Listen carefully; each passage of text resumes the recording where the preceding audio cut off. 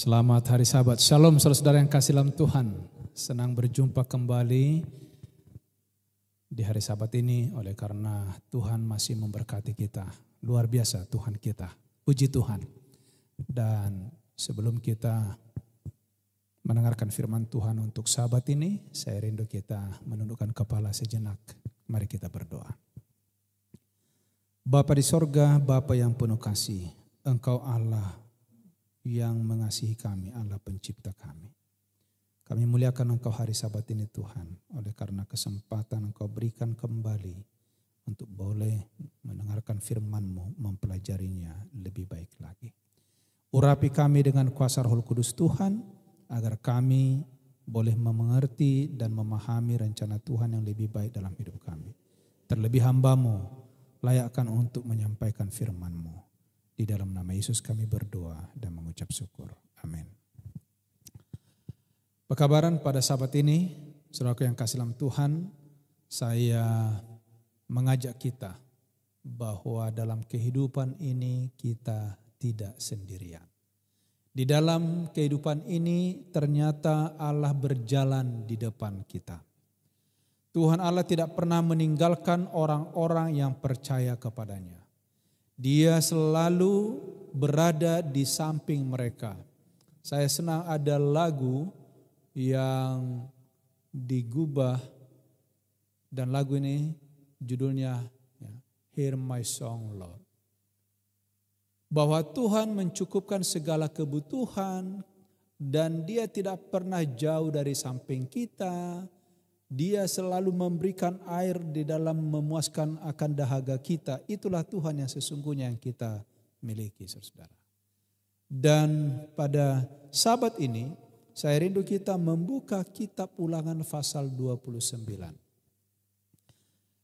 Musa mengikat perjanjian dengan orang Israel di tanah Moab. Ini adalah saat-saat terakhir pelayanan Musa kepada bangsa Israel. Musa berusaha untuk membuka hati dan pikiran orang Israel untuk mengingat kembali bagaimana pemeliharaan Tuhan, bagaimana pimpinan Tuhan, bagaimana mujizat Tuhan, bagaimana perlindungannya, kasihnya, pengampunannya, serta kesabarannya terhadap bangsa ini yang luar biasa. Saudara-saudaraku yang kasih dalam Tuhan, di dalam ayat 2 dan 3 Musa memanggil seluruh orang Israel berkumpul. Lalu berkata kepada mereka, sudah kamu lihat segala yang dilakukan Tuhan di tanah Mesir di depan matamu terhadap Firaun dan terhadap semua pegawainya dan terhadap seluruh negerinya. Lalu ayat ketiga, cobaan-cobaan yang besar yang telah dilihat oleh matamu sendiri, tanda-tanda mujizat yang besar itu. Saudaraku yang kasih dalam Tuhan, Musa mulai mengulangi kembali pengalaman yang luar biasa yang dilakukan Tuhan untuk menyelamatkan umatnya. Bahkan ayat yang kelima dan ayat yang keenam dikatakan, 40 tahun lamanya aku memimpin kamu berjalan melalui padang gurun. Saudara perhatikan kalimat berikut ini. Pakaianmu tidak menjadi rusak di tubuhmu dan kasutmu tidak menjadi rusak di kakimu. 40 tahun saudara. Kita bisa bayangkan kalau orang Israel 40 tahun harus ganti pakaian banyak, sepatu, sandal dan lain sebagainya. Bagaimana pemeliharaan Tuhan utuh. Pakaian mereka utuh, sepatu mereka 40 tahun perjalanan dan jalan ini bukan jalan yang biasa saudara. Kita di zaman modern ini naik mobil, naik kendaraan, sepeda motor, kita injak aspal, bangunan-bangunan yang sudah berlantaikan marmer, keramik. Bangsa Israel berjalan 40 tahun di padang gurun. Dan ini kata Tuhan, Ayat 7 sampai 8. Bahkan Allah memukul kalah bangsa Hesibon, bangsa Basan, dan negeri mereka menjadi milik pusaka mereka. Saudara yang kasih, sebab itu lakukanlah perkataan perjanjian ini dengan setia, supaya kamu beruntung dalam segala yang kamu lakukan. Ayat yang ke-9. Saudara-saudaraku yang kasih dalam Tuhan, bila mana Musa mengingatkan kembali kebaikan Tuhan dan menyampaikan kembali kepada mereka apa yang sudah difirmankan Tuhan untuk dilakukan. Ayat 9 katakan, sebab itu lakukan perkataan perjanjian ini dengan setia. Untuk apa? Supaya kamu beruntung dalam segala yang kamu lakukan. Itu sebabnya 18 Musa katakan, sebab itu janganlah di antaramu ada laki-laki atau perempuan, kaum keluarga atau suku yang hatinya pada hari ini berpaling meninggalkan Tuhan. Saudara-saudaraku yang kasih dalam Tuhan, jangan ada di antara kamu yang berpaling dari Tuhan, mau pergi berbakti kepada Allah bangsa-bangsa lain, atau orang-orang yang ada di sekitarmu. Kenapa? Saudaraku yang kasih dalam Tuhan, ayat 19 sampai 28 dikatakan begini. Kengerian yang datang bila melanggar perjanjian itu. Ayat 19, firman Tuhan katakan, aku akan, dikatakan begini, tetapi apabila seseorang pada waktu mendengar perkataan sumpah serapah itu menyangka dirinya tetap diberkati dan berkata, aku akan selamat walaupun aku berlaku degil. Dengan demikian dilenyapkannya baik tanah yang kegenangan maupun yang kekeringan. Saudara-saudaraku yang kasih dalam Tuhan, kalau Tuhan sudah berfirman, jangan dilawan. Jangan ditinggalkan, jangan dilupakan. Apa yang menjadi kengerian tadi katakan, bila mana kita melanggar, maka semua hartanya akan dilenyapkan. Ayat 20. Lebih tegas lagi dikatakan di sini, Tuhan tidak akan mau mengampuni orang itu, tetapi murka dan cemburu Tuhan akan menyala atasnya. Saudara, kalau kita meninggalkan Tuhan, melupakan janji, sama seperti kita waktu baru mau dibaptis, ada perjanjian. Saudara lupakan itu, saudara tinggalkan itu, jangan lupa murka Tuhan dan Allah tidak akan mau mengampunimu. Bahkan apa dikatakan di ayat yang ke-20 kemudian, Tuhan akan menghapuskan namanya dari kolong langit. Saudara, ini penting buat kita. Bila mana kita ini meninggalkan Tuhan, apa dikatakan ayat yang ke-23 dari pasal 29 ini? Seluruh tanahnya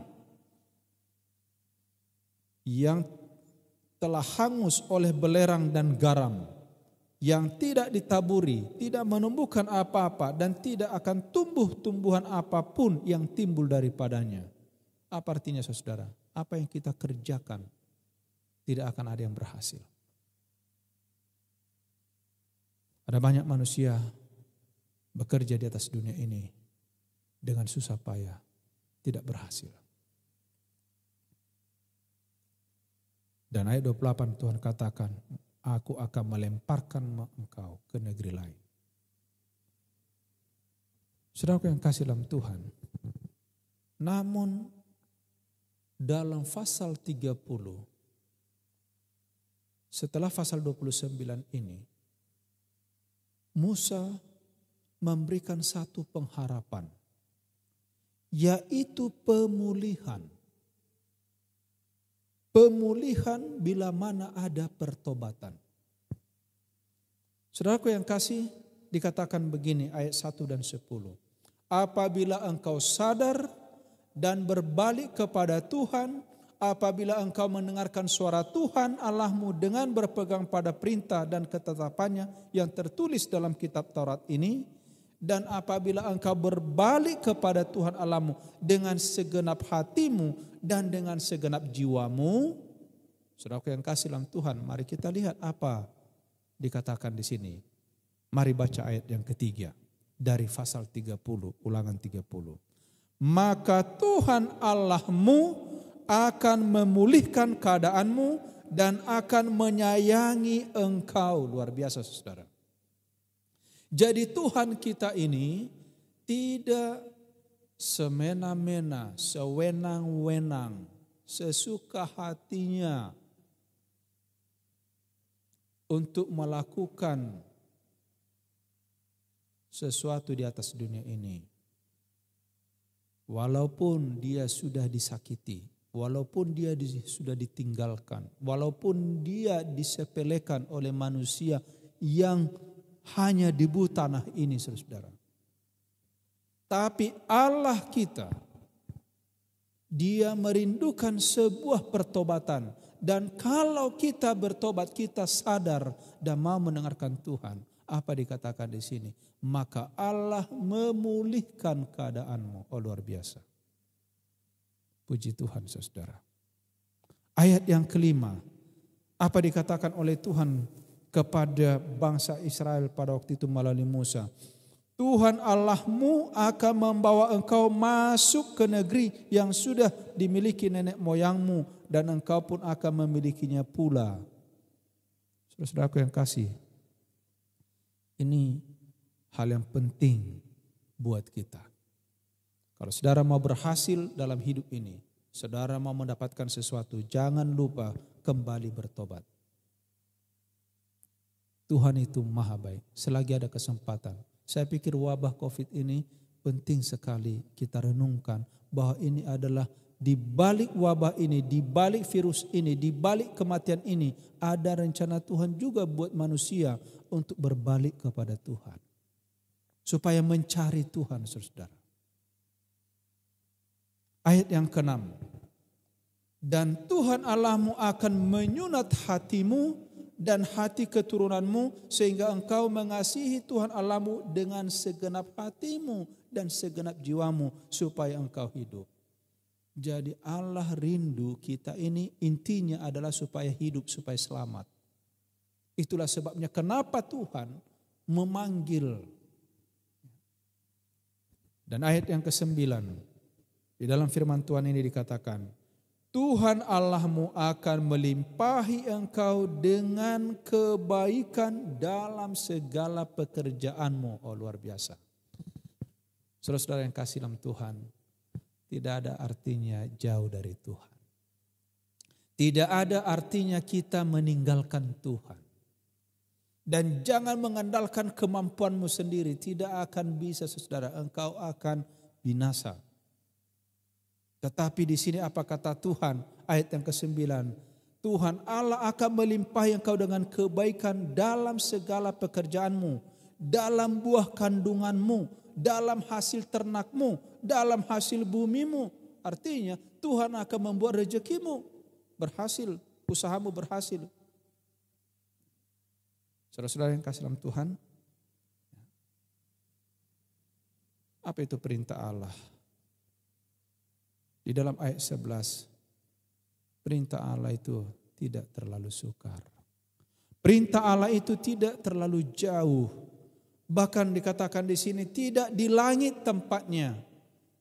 Sehingga engkau berkata, siapa yang bisa naik ke langit untuk mengambilnya bagi kita dan memperdengarkannya bagi kita supaya kita melakukannya. Juga firman Tuhan itu, perintah Tuhan itu tidak di seberang laut tempatnya. Sehingga engkau berkata, siapa yang akan menyeberangi ke seberang laut sana untuk mengambilnya bagi kita. Saudara-saudara, ayat 14. Tetapi firman ini sangat dekat kepadamu, yaitu di dalam mulutmu dan di dalam hatimu untuk dilakukan. Saudaraku yang kasih dalam Tuhan, saya tantang kita hari ini, hari Sabat ini. Mari kita membaca firman ini dengan sungguh-sungguh seperti sekolah sahabat kita. Bukan hanya dari roti kita hidup, tapi dari setiap firman yang keluar dari mulut Tuhan. Dan Tuhan katakan tadi, firman itu harus ada dalam mulutmu. Dan bukan hanya di dalam mulutmu dikatakan, tapi di dalam hatimu. Dan setelah ada itu, saudaraku, lakukan. Dan Ulangan pasal yang ke-30, sambungan daripada pasal 29 yang kita bicarakan pada sabat ini. Apa dikatakan kepada kita? Ulangan pasal 29. Pasal 30 ayat yang ke-29.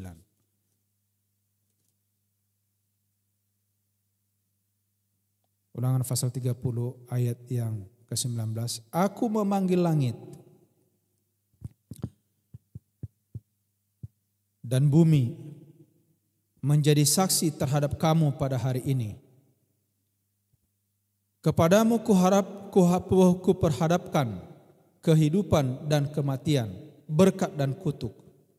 Pilihlah kehidupan supaya engkau hidup, baik engkau maupun keturunanmu, dengan mengasihi Tuhan Allahmu, mendengarkan suaranya dan berpaut padanya, sebab hal itu berarti hidupmu dan lanjut umurmu untuk tinggal di tanah yang dijanjikan Tuhan dengan sumpah kepada nenek moyangmu, yakni kepada Abraham, Ishak, Yakub, untuk memberikannya kepada mereka.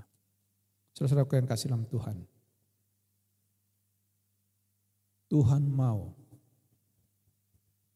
agar kita ini hidup. Dan Musa berkata, aku memanggil langit dan bumi menjadi saksi terhadap kamu pada hari ini. Hari ini aku memanggil langit dan bumi untuk menjadi saksi bagi saudara dan saya. Untuk mengadakan satu perjanjian dengan Tuhan. Pilihlah kehidupan supaya engkau hidup, baik engkau maupun keturunanmu, dengan mengasihi Tuhan Allah, mendengarkan suaranya, dan berpaut kepadanya. Saudara-saudara yang kasih dalam Tuhan, Musa memberi pesan di dalam pasal yang ke-31 ayat 6. Kuatkan dan teguhkan hatimu. Janganlah takut dan jangan gemetar karena mereka, sebab Tuhan Allahmu dialah yang berjalan menyertai engkau. Ia tidak akan membiarkan engkau dan tidak meninggalkan engkau. Saudara-saudara yang kasih, Tuhan tidak membiarkan kita sendirian. Tuhan ada di hadapan kita. Seorang mahasiswa dari Taiwan bernama Ben Ho, pada suatu hari libur sekolah, ia berkesempatan berpartisipasi dalam mengikuti sebagai penginjil literatur. Dia tahu bagaimana teknik berjualan. Dia baru kali ini membawa kabar kebenaran dari rumah ke rumah. Dia pergi bekerja di kota-kota dan desa-desa. Lalu berdoa untuk keluarga, bahkan pasien yang dia jumpai di rumah sakit dan bagi mereka yang depresi atau putus asa. Satu pengalaman yang tidak pernah terlupakan oleh dia ialah pada saat dia pergi ke satu daerah di Fogai. Ia menjangkau desa ini dengan mengendarai mobil selama 1 jam, melewati pegunungan dan terowongan, yaitu desa Aborigin. Setelah melayani selama beberapa jam di sana, mereka pulang dengan temannya. Hujan begitu deras, entah mengapa tiba-tiba mobilnya mogok. Pada waktu mobilnya mogok, sementara perjalanan pulang karena sudah sore, akhirnya dia mencari sahabatnya yang lain yang ada di sekitar itu. Lalu apa dikatakan? Setelah dia bercoba menghidupkan mobil ini tidak bisa juga, didorong beberapa kali tidak bisa,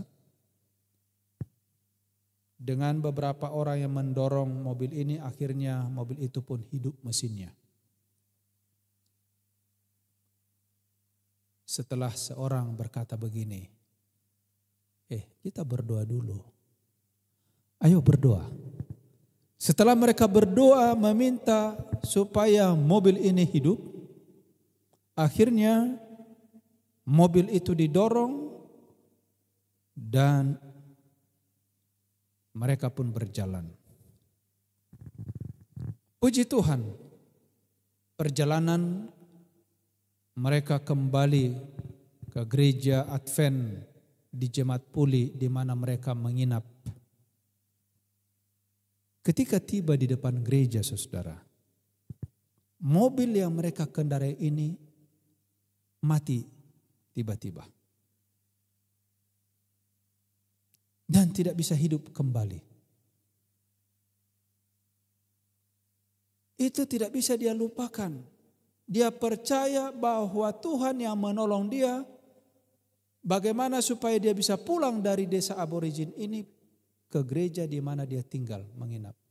Hanya itu saja. Dia katakan bahwa ini adalah penyertaan Tuhan yang menolong dia supaya bisa tiba kembali ke rumah. Saya pernah mengalami perjalanan dengan pimpinan kita. Kami mengadakan KKR di satu desa. Perjalanan dari kota 41 km. Dari kota itu kebetulan gereja di depan rumah kami. Saudara-saudara yang kasih dalam Tuhan, satu mujizat terjadi.